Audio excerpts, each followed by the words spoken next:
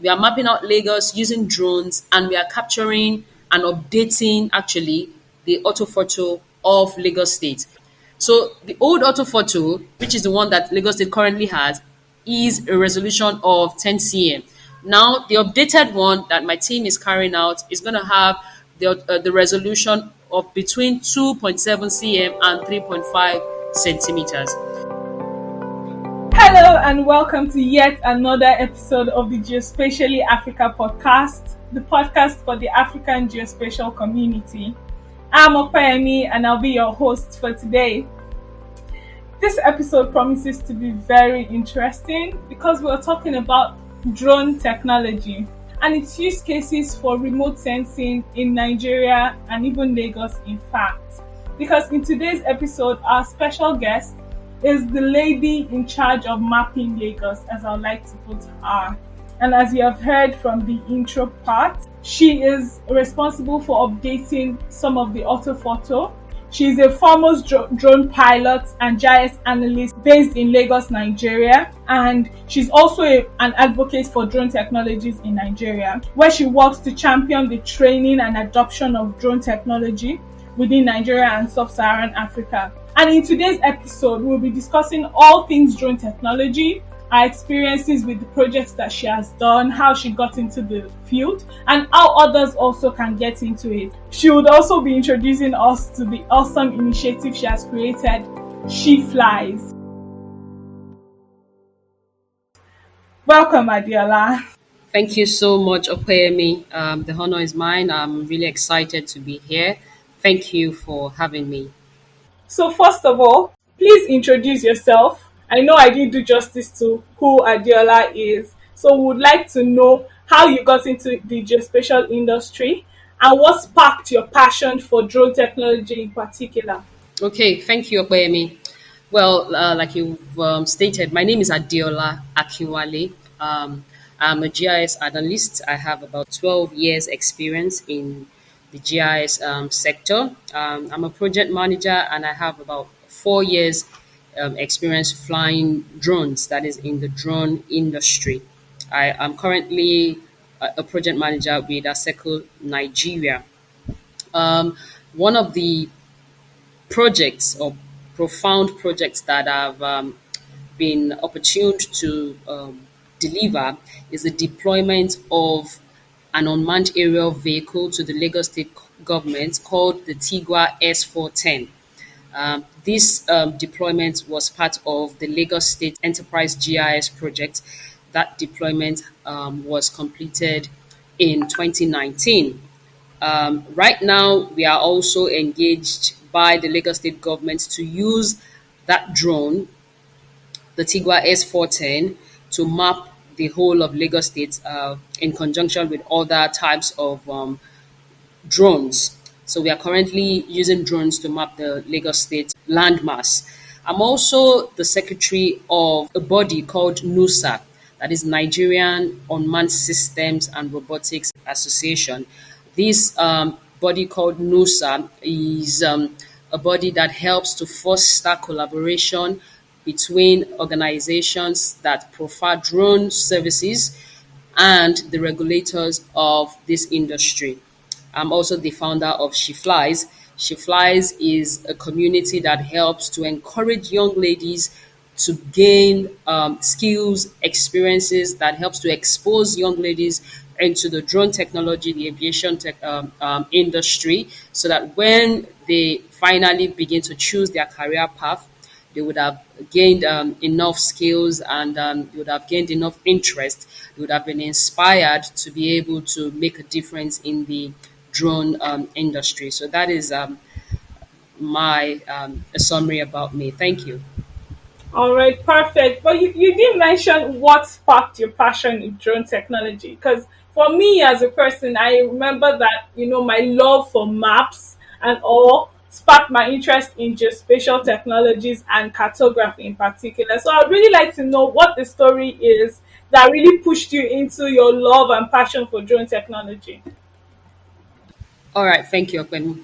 So yes, in 2016, I had the opportunity to meet the then governor of Lagos State and to cut the long story short, we were drafted into a consortium that would later on deliver the Lagos State Enterprise Geographic Information Systems project for the state then. And there were about 5 companies in that consortium, and our own assignment was to deploy the unmanned aerial vehicles, that is the drones, that would help to generate or develop a new base map for the state. Of course, Lagos State had flown around the state using manned aircraft between 2009 and 2011, and the government needed to update that orthophoto. And so, as part of that consortium, they wanted to use the drone technology to update the orthophoto, the base map of the state. There were other companies that were providing other geographic information systems projects. So it was an enterprise GIS project. It was a consortium. We were one of the companies that came together, and our own job was to deploy drones. At that point in time, I didn't know nothing about drones. So we took the project and I began to execute the project. I began to read about drones, their uses, their advantages, and all the technicalities. And that was where everything started. Apart from managing the project of delivering and deploying the drones to our clients, I also began to, expose myself to the technology. I began to read, and that was where the passion started from. Wow, that's so awesome and interesting. The fact that you actually started this far into your career as a GIS analyst already. So you didn't start out as a drone pilot, but you got to learn it along the way. Yes, and I've noticed also that from what other people say about their journey into using drone technology, there's sort of a similarity there. So it's obvious that anybody can be a drone pilot as long as you have the passion for it and you see the need or use case for it. So thank you so much for letting us into a bit of your history that way. Yeah, thank you. Yeah. So okay, moving on now. May we know a bit more about drone technology and what it entails? For some of our listeners who may not be very familiar with it, can you just give us a slight introduction into what drone technology is about? Okay. Well, I can describe a drone as a flying robot, and many of us have seen aircraft. Some people have had the opportunity to be on an aircraft, a manned aircraft, usually flown by pilot. The drone is like a very small aircraft that a man cannot climb on, but can be remotely piloted, can be remotely flown. So we have different nomenclature for the description of a drone. Some people say it's UAS, that is unmanned aerial systems. So if you talk about a system, it encompasses the control station and every other thing. Some people refer to it as unmanned aerial vehicle. If you look at what a vehicle is, that is the hardware. So if you're talking about the hardware, the drone itself, the equipment itself, that is what UAV simply refers to. But if you say UAS, the system that controls it, that includes UAS. Now, some people also refer to it as RPAS, that is RPAS, remotely piloted aircraft system. So the R that stands for remotely means that you can stand at a particular location and send this equipment that looks like a plane or a robot. You can send it to a particular location. So it does what it has to do. You send some commands to it. It does what it has to do, and then it comes back to you. So we can refer to it as a flying robot. It's like a small aircraft. It's usually remotely piloted. That is, from a particular position, you can actually control it. And it also has like an autonomous, feature where it can, you can send the command to it. It carries out the command automatically. It executes the command, and then because it also has an equipment on board called a GPS, that is a global positioning system, is able to lock where it started from, that is the home point. So it is locked the home point, it's noted it has the coordinates, and then it carries out autonomous flights is able to, automatically execute the mission.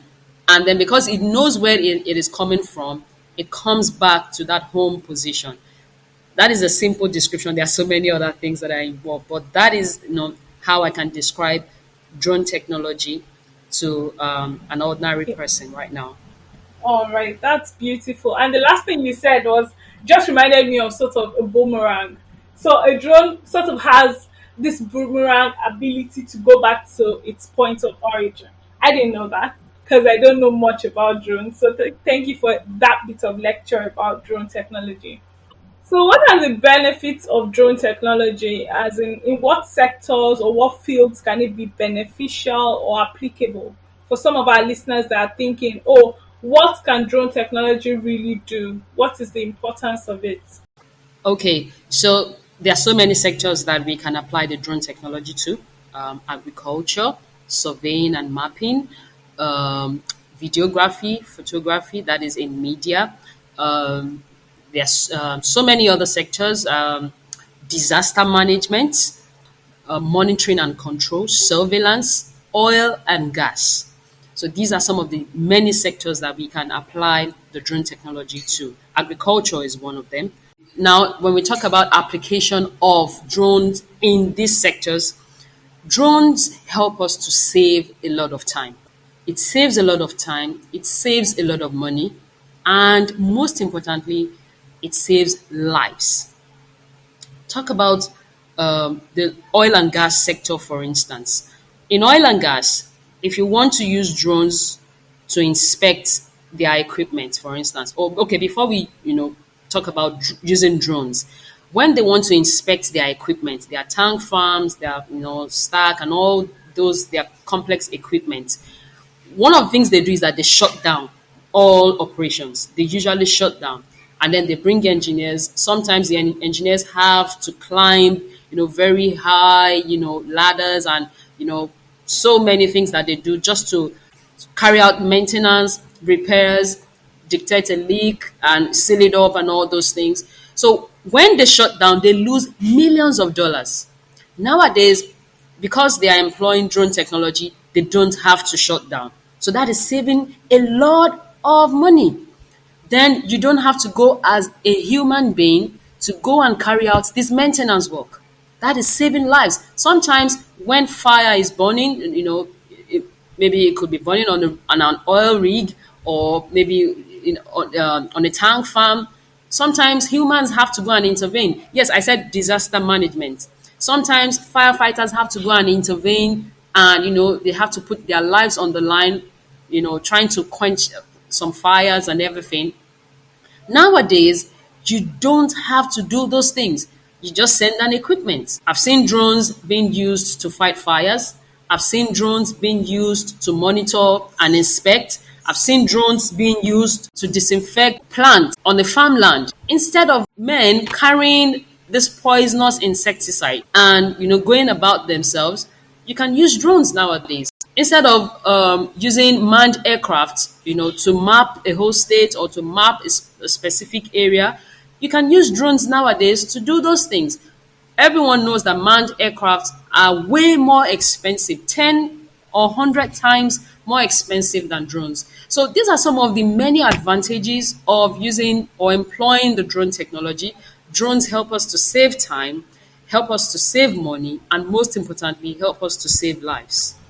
That's beautiful, and especially in the fact that drone technologies and its uses in disaster mapping, which is some a part that I am very interested in, and also as a form of remote sensing, like instead of using satellite imagery in areas or communities where access to high resolution satellite imagery is not available, the use of drone imagery or aerial photos taken using drone technology can be a substitute in those cases, and that will still give even as good a result or even as good an analysis. So yes, I think drone technology is really really important, especially in this day and age. And you've beautifully captured most, like some of the uses, in fact majority of the uses of drones. And yes, that's beautiful. Absolutely. Yes, yes, perfect. in your opinion, what do you think the potentials for drone technology would be in Nigeria and even sub-Saharan Africa? Do you think we have enough, based on all these potential uses you've said? Do you think we have enough use cases to justify its adoption here, considering the technology involved, the technical expertise involved, and even the cost? Do you see the potential of adopting it as high in this part of the world? Absolutely. My answer will be a capital yes. There are many use cases and there are many potentials for the drone technology in Nigeria. If you compare Nigeria, Africa to other parts of the world, Europe, Asia, Australia, these are developed countries. Many of them have their estates already developed, well planned. Many of them have their farmlands, well structured. They have a working system. Africa is still developing. We need innovation. We need technology, advanced technology that can help us to easily plan, help us to spend less money, less time to achieve more results. This is what drones can help us do.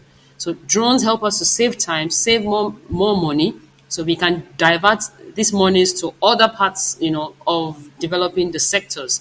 So drones definitely have very massive many use cases in Nigeria. We can employ and deploy the technology to various sectors in Nigeria. It can help us develop our society, our economy. It can help us plan our estates. And I mean, so my answer to this will be a definite capital yes, absolutely. Yes, and considering the fact that, like you said, there's a lot of potential for this part of the world where we don't have as much funds. Since drone technology is a very affordable way to do a lot of things, it makes sense to adopt it massively in this part of the world, especially in Nigeria and sub-Saharan Africa. So yes, I totally agree with what you said, and yes, thank you for that input. So now, like, moving on, I would like to ask, like, because as a Nigerian, drone technology is not something that is very common in this part. So how were you able to get into the field? You mentioned about studying and all that, but how do you get certifications? How do you get, the materials and the study resources? How do you learn how to be a drone pilot as a Nigerian? And you could also tell us some of the challenges that you faced getting into the profession. All right. This is a very sensitive question, Opeyemi, I must admit, but I'm gonna go for it by all the same. So, how do we get licensed as a drone pilot, and how do we get into the drone industry? I would just summarize my own story. Like I've mentioned part of my story when I was introducing myself. But I would encourage anyone who is listening to us not to adopt my pattern or my journey. I would say that I actually had to train myself for a start. I had to purchase my own drone equipment, a very small one, and then I moved to a more professional one. So, talking about the challenges I've faced in the drone industry, one of the things that we would have noticed is that some sectors are male dominated. For instance, surveying, for instance, the drone industry. There's a lot of tendency to find more males in the industry. So, one of the major challenges that I faced was the fact that I found myself among males, and I was not easily handed over the silver spoon, so to speak. I've had to earn my spot, on the table by learning the skill. One of the major challenges was the fact that, at some point, I wasn't even given enough training to be able to understand and master the drone technology. So one of the things I did was to purchase some drone equipment. Started from a small drone, a toy drone, and I crashed out a lot of times, thankfully, not on anyone or not on any property. So, after I was done with, that toy drone, I moved on to a more professional, more expensive drone. And then I began to map more professionally. I began to fly drones using it to map more professionally. So, yes, because I wasn't really handed over the training on a platter of gold, I've had to expose myself to the skill, in a very crude way. Of course, I won't encourage anyone listening to this to go through the path that I have gone through. You should go through it the formal way, the educative way. So I've had to learn how to use drones, before even, going for one formal training or the other. So I've had to watch a lot of YouTube videos. I've had to read up, and I've had to practice on my own before I was able to gain, enough mastery on operating the drone equipment. Of course, at some point, I don't know, maybe we'll get to it. There are different types of drone equipment, and they're different, and these equipment have their different complexities. By and large, a drone is still a drone, and across board, they always have the major components. Some other challenges that I've had to face is being able to become a licensed drone pilot. And if you know anything about licensing, you would know that you have to always update your license as time goes on. You always have to update some every 2 years, and there are different types of licenses that you always have to update. Some every year, every 6 months, every 2 years, as the case may be. So, and I'm still in the process of, getting one or two licenses. And I must mention that in Nigeria, there is no authorized training organization, that is ATO, especially for drone licensing.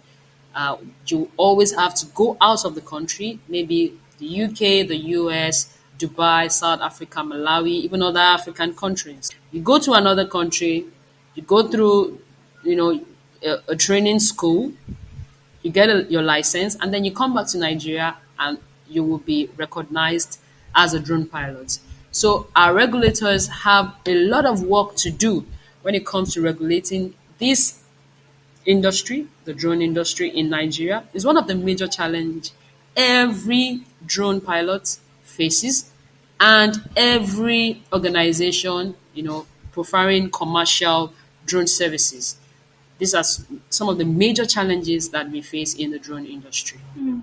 And that's really enlightening. The fact that you said, okay, if I wanted to learn how to be a drone pilot the right way, the certified way, I have to do it outside the country. Now, so for most of us that we might not even have the funds to even leave the country, I'd maybe like to chip it in now that, there's the ADDA, as you already know, that offers African youth the opportunity to be certified drone pilots. And they are the only organization that I know in Africa that prefers these licenses, the global standard licenses, and it's a scholarship organized by the UNICEF. So that apart from that opportunity now, there's hardly any other opportunities for young, inexperienced people to get into the drone industry. And that's quite unfortunate.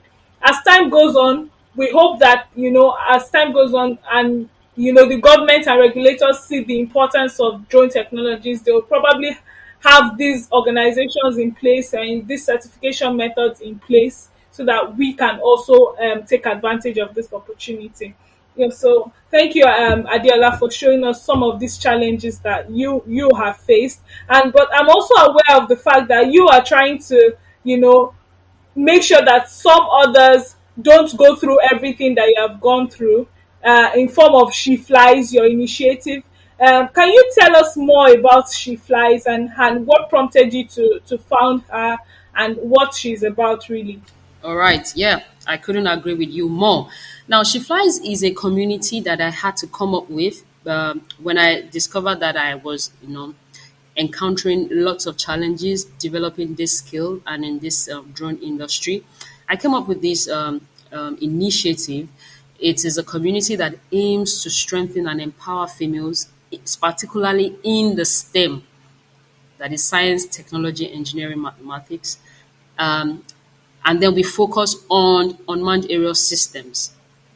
and we focus on this industry. We do this by driving increased participation of women, especially girls, especially from the young age. So we go to schools. We have our groups on Instagram, on WhatsApp. We come together often and we encourage ourselves. We do quite a number of trainings, quite a number of discussion, sharing of information, So when we are able to expose young ladies to the drone technology in the drone industry, by the time they are choosing their career path, they would have gained enough skills and they wouldn't be sidelined or pushed aside. They will be able to bring something to the table, and many of them would have even developed the interest, and they would have been able to establish themselves in the drone industry. So that's what She Flies try to do. We do a lot of collaborations, a lot of networking, a lot of sharing of information, engagement, discussions. And in the near future, She Flies is even looking at, you know, partnering with very, rich and large organizations to even provide scholarship opportunities to these young ladies. We all know, like you rightly said, it's quite expensive to go out there, to travel to other parts of the world, to go and get licensed and come back to Nigeria so that one can be recognized. So one of these days, She Flies is looking to collaborate with organizations who have the funds, who are major investors, willing to invest in these young lives, and we will be able to provide scholarship opportunities to these young ladies. So yes, we do collaborations, we encourage ourselves, we share a lot of knowledge, we do lots of trainings, we allow the ladies to have hands-on experience. I mean, one of the challenges that I had when I was learning is that I didn't even have a drone equipment to learn with. So I was, thinking in my head, who's gonna borrow me a drone? Who's gonna teach me? Who's gonna help me? How do I do this? How do I do that? So She Flies is looking to answer some of these questions. So we put together some trainings. We allow our girls, our ladies, to have hands-on experience flying the drones. They're excited. They want to learn more. They want to save up and even buy their own, as the case may be, maybe a toy drone, and then from there continue to develop the interest. So that's what She Flies is all about. Well, that's really interesting, Viola. And the fact that just a question ago, I was still lamenting, the fact that there's hardly any training within the country. And it seems that with She Flies, you're organizing, all these types of training and even mentoring, trying to mentor these ladies, into the path, trying to show them the ropes and offer them advice that you couldn't get. And what more can you do to pay it forward, to contribute to the next generation? And for this, I would really say thank you. Thank you, Adiola, for She Flies, and thank you for, the thoughts behind it. I myself am a staunch advocate for mentoring. I'm at this point in my career, in GIS and geospatial because of the mentors that I've had. And I always like to celebrate fellow mentors like you, impacting the next generation of GIS and STEM ladies and women in the industry. So thank you so much for that, Diola. Thank you, Opayemi. Appreciate. Yes. So how does one join She Flies? Like, for example, I know there are some listeners now that will be so excited about this initiative and what you're doing, and they really want to know how to join. Is there a form or a website that they could go and log on to and then fill a form or something? How do they join? Okay, so you can join She Flies by following us on Instagram. On Instagram, we are at She Flies org. That is altogether She Flies org. That is spelled SHEFLIES org, ORG. So all joined together. You can find us on Instagram.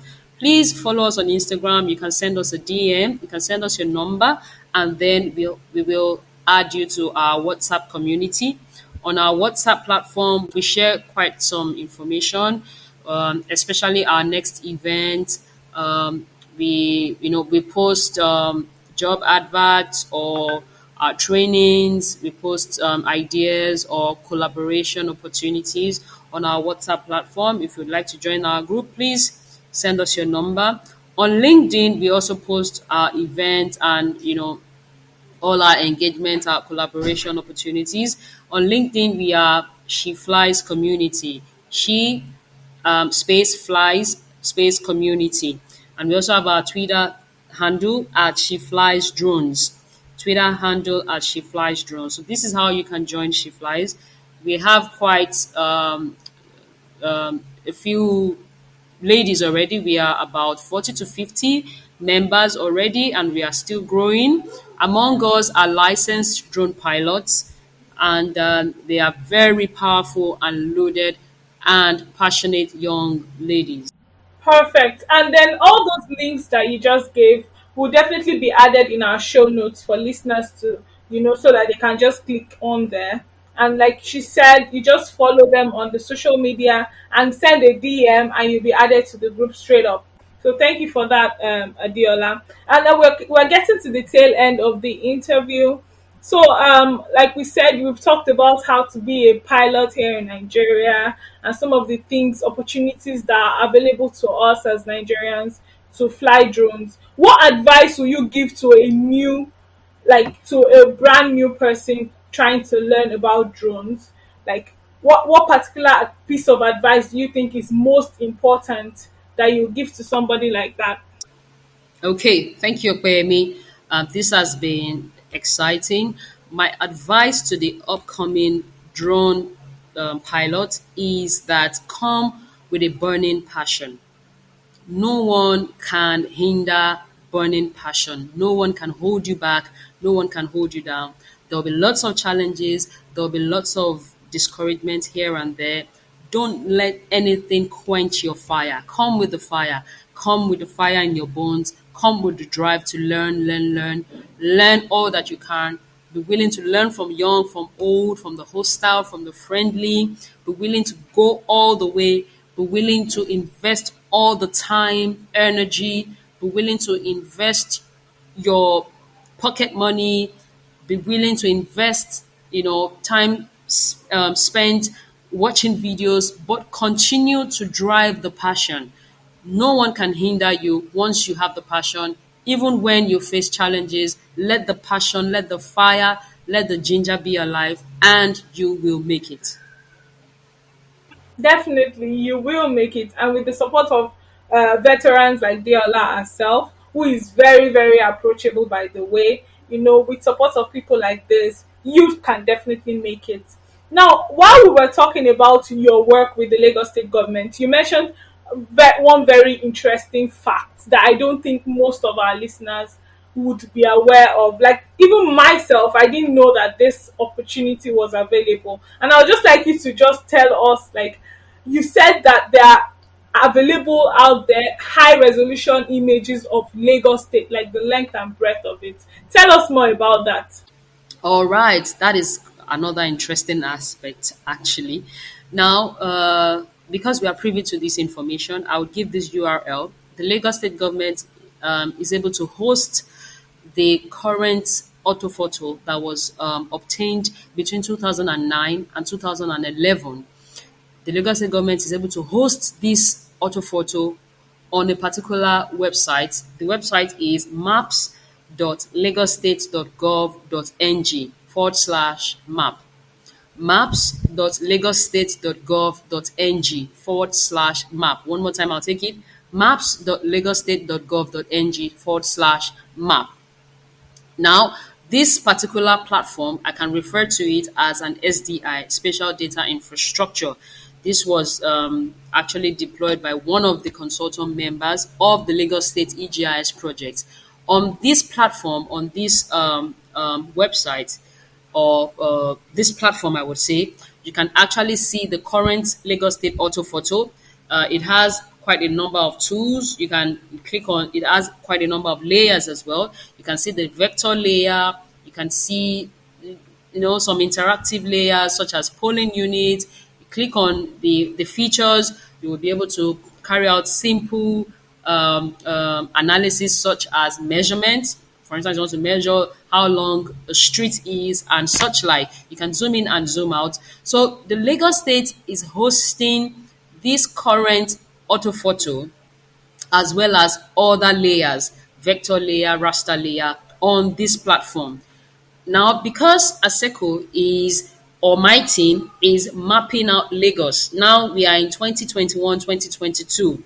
We are mapping out Lagos using drones and we are capturing and updating actually the orthophoto of Lagos State. It will interest you to note that the current orthophoto, which was obtained in 2009 and 2011, has the resolution of 10 centimeters.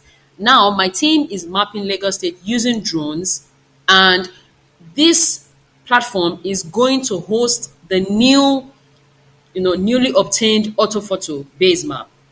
So the old orthophoto, which is the one that Lagos State currently has, is a resolution of 10 cm. Now, the updated one that my team is carrying out is going to have the resolution of between 2.7 cm and 3.5 centimeters. So you can do what we call change detection, image comparison. For instance, like I said, in 2009, between 2009 and 2011, the orthophoto that was obtained by the Lagos State government does not have the Ikeja City Mall, does not have the Ikoyi Lekki Bridge, and so many other points of interest. They are not present on that map. But because we are updating this orthophoto, this update is going to have a better resolution. It's going to have so many features that were not present in the old orthophoto. So once again, I like us to, especially those who are, just spatially inclined, visit the platform maps.lagostate.gov.ng/map. This is, purely hosted by the Lagos State government. It's gonna very soon. It's going to have the newly updated orthophoto. It currently has the orthophoto that was captured 2009 and 2011. Thank you, Okwem. That's really awesome. That's really awesome, Adiola. And you know what? I was literally dancing in my seat right now because I did not know that we could get 10 centimeter resolution of the entire length and breadth of Lagos. I did not know that existed.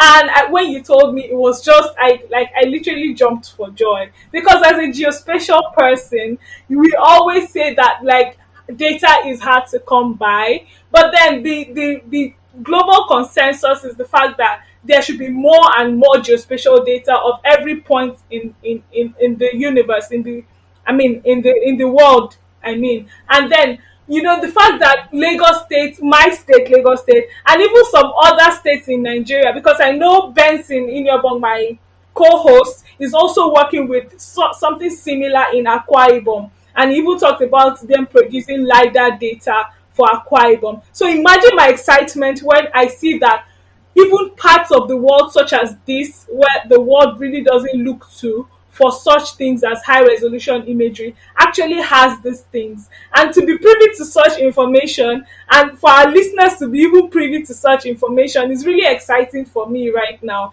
Imagine the use cases that we could use such high resolution imageries for. And you even mentioned change detection, like you could see the urban sprawl, how big the slums have become, or how small they have become, how big, how much floodplain is being reclaimed for new estates and new developments and all that. Even a random person can just use it as a project. A geospatial person that is just looking at a project that, oh, what can I do with my newly found GIS skills? Oh, let me just compare these two images of Lagos and see how things have changed over time. And this is one of the roots, parts of environmental sustainability management and stuff. And so I'm so excited right now. And thank you so much, Adiola, for giving us such amazing information. And I think that will be a very good way to round up our interview today. Thank you so much for being here with us. One last question that I would really like to ask, as is our tradition on the podcast: what do you think the future of drone technology adoption would be in Nigeria and Africa? Like, what is your outlook on the future in particular? And also, let me just chip it in.